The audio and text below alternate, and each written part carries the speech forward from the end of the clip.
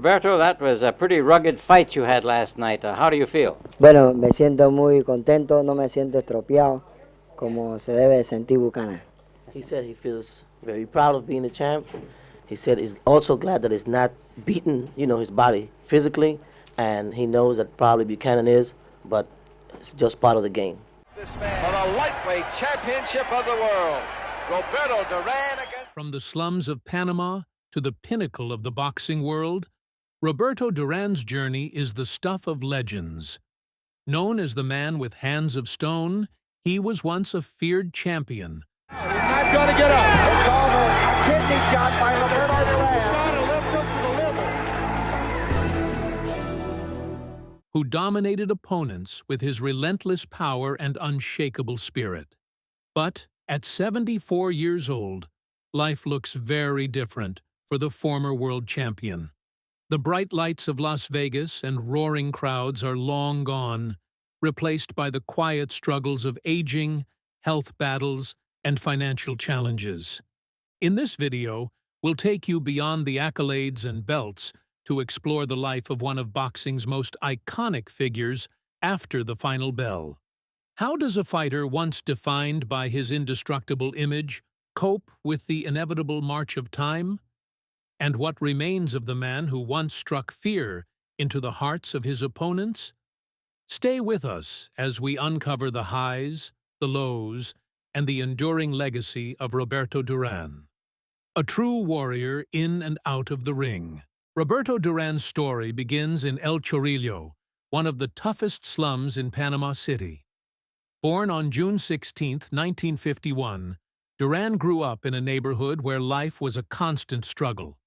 Poverty was a daily reality, and survival often meant finding ways to contribute to the family.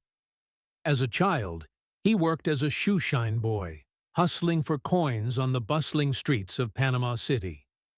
Despite the hardships, those who knew him as a young boy noticed his fiery spirit and unshakable determination. Duran's introduction to boxing came almost by accident. In his free time, he'd wander near the local gyms, fascinated by the fighters training inside. With no money to join or formal way to participate, he watched from the windows, studying every move. At home or in the streets, he'd imitate what he saw, throwing punches into the air, pretending to be one of the men inside the gym. While other kids played games or dreamed of escaping their situation, Duran was sharpening a skill that would soon change his life. His first real chance to step into the ring came thanks to his persistence and reputation. Local trainers had heard of this skinny, scrappy kid who was always eager to fight, so they gave him an opportunity. Duran's first amateur fight was nothing short of electric. Facing a more experienced and physically imposing opponent, the young boy from El Chorrillo shocked everyone. When the bell rang, it was clear he wasn't just an eager brawler. He had something special.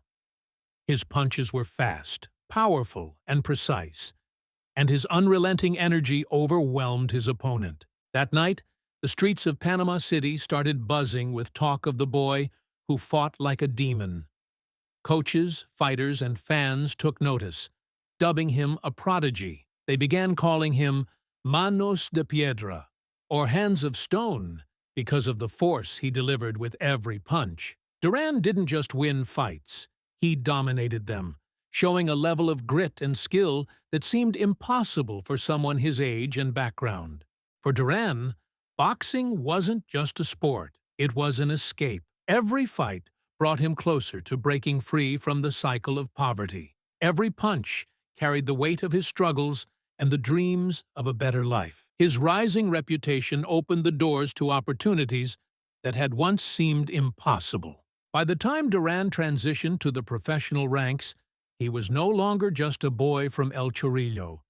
He was a rising star, fueled by the hardships of his upbringing and the determination to prove himself to the world. What began as a fight for survival had transformed into a journey toward greatness. The streets of Panama had shaped his toughness, but the boxing ring gave him a stage to unleash it. And soon, the whole world would come to know the power behind those hands of stone. At just 16 years old, Roberto Duran made the leap from promising amateur to professional boxer. On February 23, 1968, he stepped into the ring for his debut fight against Carlos Mendoza, a more seasoned and experienced opponent. To the casual observer, Duran seemed outmatched, a skinny teenager going up against a fighter with years of experience. But from the opening bell, it was clear that Duran was something special. Relentlessly aggressive, he attacked Mendoza with a ferocity rarely seen, pressing forward with explosive combinations and heavy punches. By the fourth round, Mendoza could no longer withstand the onslaught, and the referee stopped the fight. The young boy from Panama's slums had just made his first statement in the professional boxing world. That night, a star was born, and the boxing world would soon come to know the unstoppable force of Roberto Duran. Duran's debut was no fluke. He continued to rise through the ranks at a blistering pace, fighting often and dominating opponents with a relentless style that became his trademark. Over the next few years, he built an impressive record, showcasing a mix of raw power, speed, and an unyielding will to win. Unlike many fighters who favored caution and strategy, Duran made every fight a battle.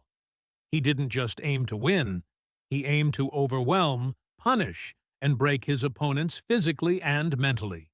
What set Duran apart from other young prospects wasn't just his ability to knock out opponents. It was his relentless pressure and his ability to impose his will in the ring. He fought with a fire that was rare even in the competitive world of boxing. Duran wasn't content to let fights come to him. Instead, he took the fight to his opponents, cutting off the ring with calculated aggression and forcing them into uncomfortable exchanges. His punches weren't just powerful. They were precise, delivered with deadly accuracy to the body and head. Duran's style was a perfect blend of street toughness and refined skill. His fights often felt like controlled chaos, an unstoppable storm of punches and energy that left opponents reeling. But what truly made him dangerous was his ability to adapt mid-fight. Despite his brawler's reputation, Duran had an underrated boxing IQ. He could read opponents, adjust his strategy, and exploit weaknesses with surgical precision, all while maintaining an aura of raw aggression. As he tore through the competition, Duran's reputation grew. Fans loved his fearless approach, and his opponents dreaded stepping into the ring with him. To them, it wasn't just a fight, it was a war. By the time he turned 20, Duran had already compiled an impressive record and established himself as one of the most exciting young fighters in the sport. His fights became must-see events as fans clamored to witness the meteoric rise of the boy from Panama who fought with the intensity of a seasoned champion. Duran's early career wasn't just about building a record. Each victory added to the mystique of the fighter with hands of stone. He was more than just a boxer. He was a force of nature, a whirlwind of skill and savagery that no opponent could withstand. As he climbed the ranks, it was clear that Duran wasn't just another prospect. He was destined for greatness, and the boxing world was beginning to take notice. By the early 1970s, Roberto Duran had built an undeniable reputation as a relentless and powerful fighter. Each bout brought him closer to a shot at the world stage, and on June 26, 1972, at just 21 years old, that opportunity finally came. Duran stepped into the ring to face Scotland's Ken Buchanan for the WBA Lightweight Championship. The fight was a war, with Buchanan showcasing his toughness and skill in trying to withstand Duran's assault. But Duran was relentless, breaking through Buchanan's defenses repeatedly with thunderous blows. By the 13th round, Buchanan could no longer continue after a controversial body punch landed low. The fight was stopped, and Roberto Duran was declared the winner by TKO. At just 21, he was now the lightweight champion of the world. That victory was more than just a milestone. It was the beginning of a reign that would define an era. Over the next 7 years, Duran ruled the lightweight division with an iron fist. Opponents from all over the world tried to take his crown, but none succeeded. Duran's reign wasn't just dominant, it was punishing. He didn't just beat challengers, he dismantled them, often leaving them broken and battered. Duran's style evolved during his reign. While his aggression and power remained his calling cards, he honed his skills, becoming an even more dangerous fighter. His footwork improved, his defense sharpened, and his ability to counterpunch made him a complete package. Opponents were caught in an impossible dilemma. Fight Duran on the inside and risk being overwhelmed, or try to outbox him and fall victim to his precision and timing. One of Duran's most notable performances came in his 1978 bout against Esteban de Jesus. De Jesus had handed Duran his first professional loss in a non-title fight years earlier, and this rematch was an opportunity for revenge. Duran didn't just win, he dominated, stopping De Jesus in the 12th round in a fight that solidified his legacy as one of the greatest lightweights of all time. By the time Duran vacated the lightweight title in 1979, he had successfully defended it 12 times, cementing his status as one of the most dominant champions in boxing history. His reign transformed him from a promising young fighter into an international superstar. Duran's success in the ring was mirrored by his growing fame outside of it. He became a global icon, celebrated for his fearless style and larger-than-life personality. His story, from a poor kid in Panama's slums to a world champion, resonated with fans around the world. Duran represented more than just boxing excellence. He embodied the idea that hard work, resilience, and determination could overcome any obstacle. In Panama, Duran was nothing short of a national hero. Streets filled with people cheering his name whenever he fought. His victories weren't just his own. They belonged to his country.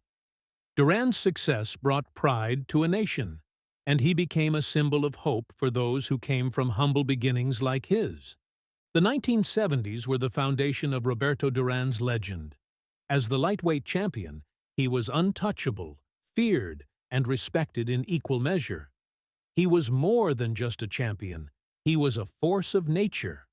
But even as he dominated the lightweight division, Duran had his sights set on greater challenges. His time as lightweight king was over, but his journey to cement his place among the greatest in boxing history was just beginning.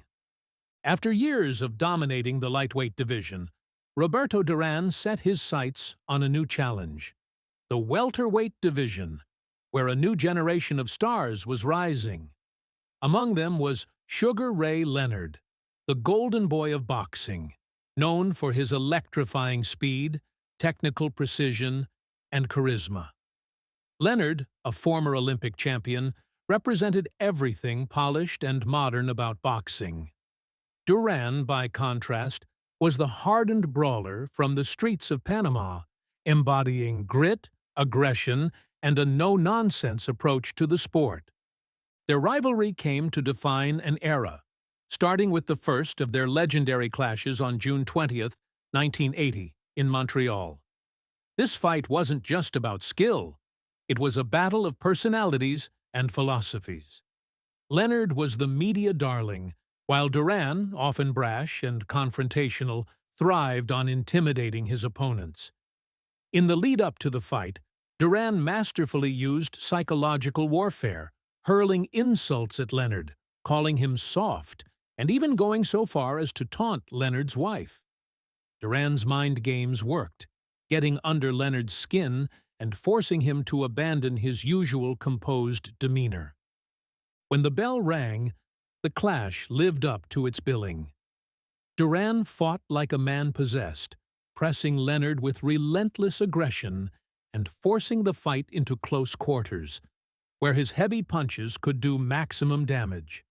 Leonard, who typically relied on his speed and movement, found himself drawn into Duran's kind of fight, a brutal, grinding war of attrition. For 15 grueling rounds, the two warriors went toe-to-toe, with Duran landing devastating body shots and hooks, while Leonard tried to counter with flurries of quick combinations.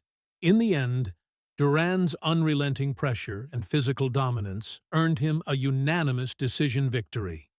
It was one of the greatest fights in boxing history, and Duran was now the undisputed welterweight champion of the world. The win elevated him to legendary status, and he celebrated by declaring, "Now I am the king." However, boxing's throne is never secure, and just 5 months later, Leonard would seek revenge in a rematch that would become even more infamous than their first encounter. On November 25, 1980, the two met again in New Orleans, and the stage was set for another epic showdown. This time, Leonard came with a new strategy. Instead of engaging Duran in close quarters, he used his speed and footwork to outmaneuver the Panamanian slugger. Leonard taunted Duran, showboating and landing flashy punches, frustrating the champion and keeping him off balance. Then, in the 8th round, something unprecedented happened. Duran, visibly frustrated and unable to catch Leonard, turned away from his opponent and waved his glove, uttering the now infamous words, "No mas, no more." The referee stopped the fight, and Leonard was declared the winner by technical knockout. The boxing world was stunned. Duran, the man with hands of stone, had quit in the middle of a fight. The fallout was immediate and brutal. Fans who had once revered him as a fearless warrior now mocked him. Critics and peers questioned his heart and toughness, labeling him a quitter. The proud fighter from Panama, who had built his career on resilience and aggression, saw his reputation shattered in an instant. Duran himself later claimed he didn't quit out of fear but because of stomach cramps brought on by a rushed post-fight meal. Others speculated that Leonard's taunting had gotten into his head. Regardless of the reason, the no-mas fight became a defining moment in Duran's career, overshadowing even his greatest victories. The aftermath was harsh. Once the toast of the boxing world, Duran now faced ridicule and doubt. The man who had beaten Leonard in one of the sport's greatest battles had, in the eyes of many, undone his legacy with a single act. It was a low point in his career, one that would haunt him for years to come. But Duran wasn't done.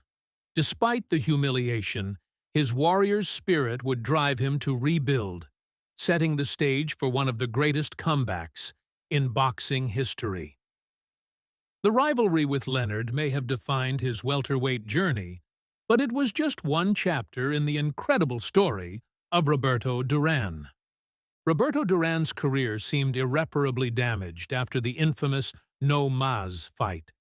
His reputation as a fearless champion was in tatters, and many believed his time at the top was over. But Duran was not one to stay down.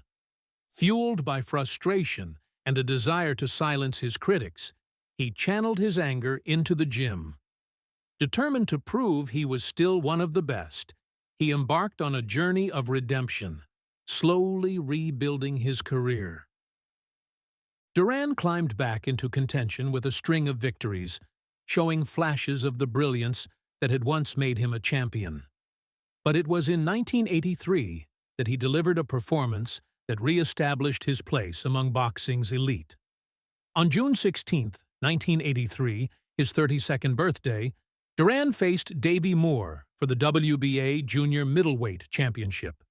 Moore was younger, faster, and a heavy favorite, but Duran had something to prove. From the opening bell, Duran unleashed a masterclass of precision and aggression. Hagler, known for his relentless style and power, was expected to overwhelm Duran. But the Panamanian warrior surprised everyone by going the distance, trading punches with Hagler for 15 hard-fought rounds.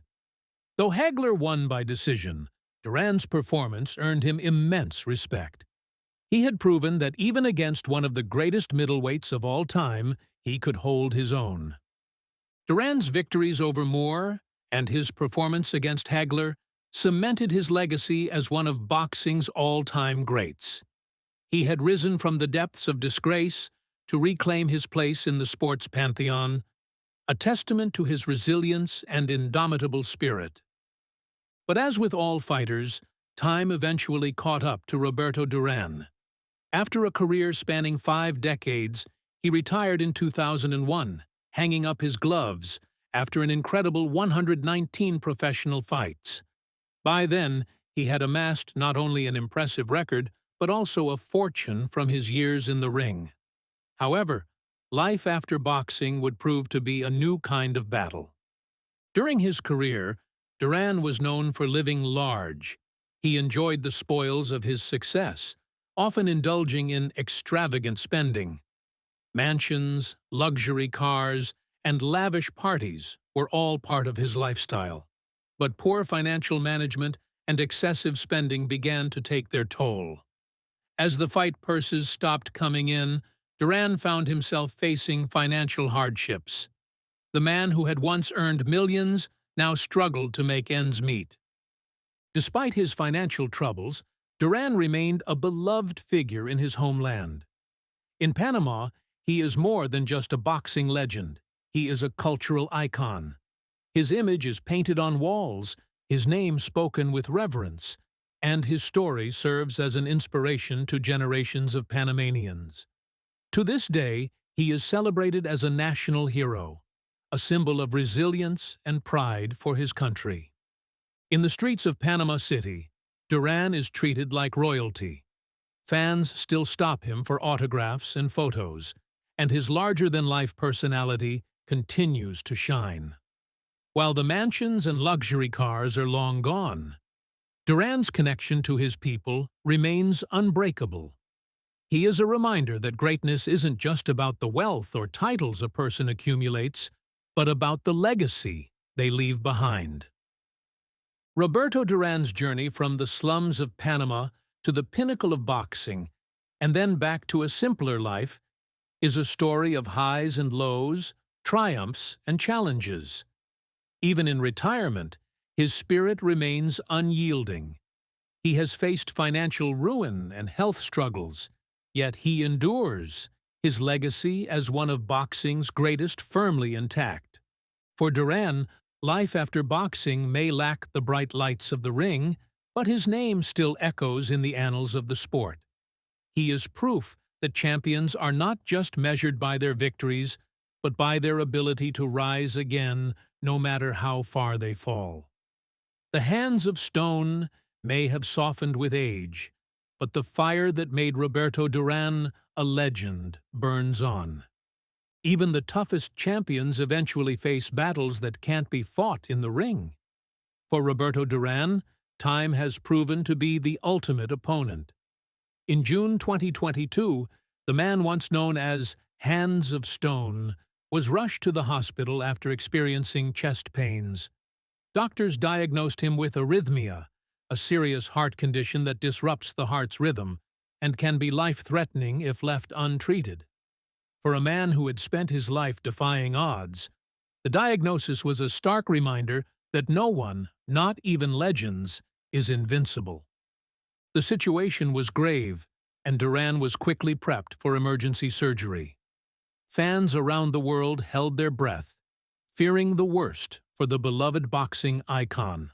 But, in true Duran fashion, he faced the challenge head-on. The procedure was a success, and the doctors managed to correct the arrhythmia, giving Duran a new lease on life. News of his recovery brought relief not just to his family, but to millions of fans who had followed his incredible journey. As he recuperated, Duran reflected on the battle he had just fought, one unlike anything he had faced in the ring. Age and health issues had caught up to him, yet his legendary spirit remained intact. For a man who had once seemed indestructible, the experience was humbling, but it also reaffirmed his resilience. If Duran's career taught us anything, it's that champions are defined not by how many times they fall, but by their ability to rise again. Though his body may have grown frail, Roberto Duran's legacy shines brighter than ever. His career, which spanned an incredible 5 decades, remains one of the most storied in boxing history. With 4 world titles in 4 different weight classes, Duran is celebrated as one of the sport's greatest fighters. From his domination of the lightweight division to his battles against Sugar Ray Leonard, Davey Moore, and Marvin Hagler, Duran's accomplishments in the ring are unparalleled.